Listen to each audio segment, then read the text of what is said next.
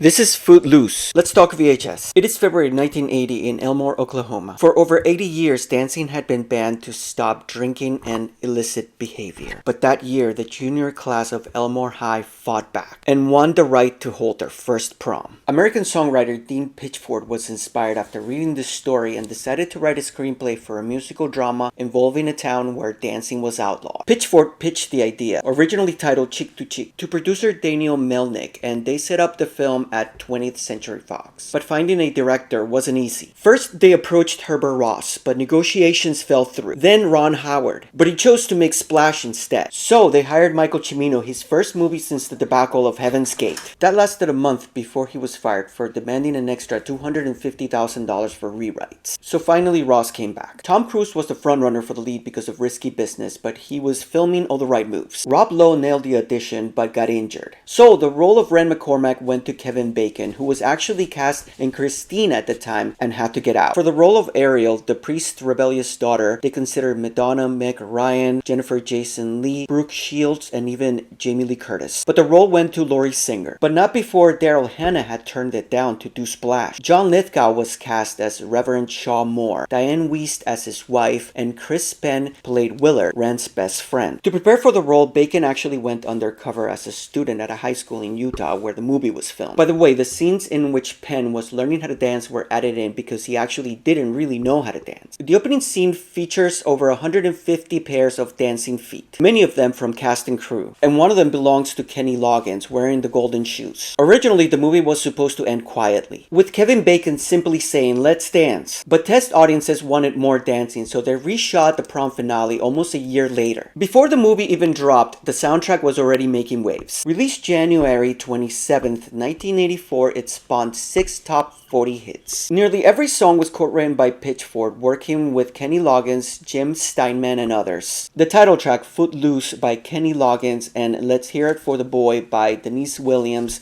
both hit #1. You also had Almost Paradise by Mike Reno and Ann Wilson, Holding Out for a Hero by Bonnie Tyler, and Dancing in the Sheets by Shalamar. The album hit #1 on the Billboard Top 200 and went diamond. Over 10 million copies sold. Footloose and Let's Hear It for the Boy were even nominated for Oscars for Best Original Song. Footloose was released February 17th, 1984. It received mixed reviews, but despite that, it was a blockbuster triumph, making $80 million off a $7.5 million budget. It was the 7th highest grossing film of 1984, and today it has stood the test of time as an absolute beloved classic.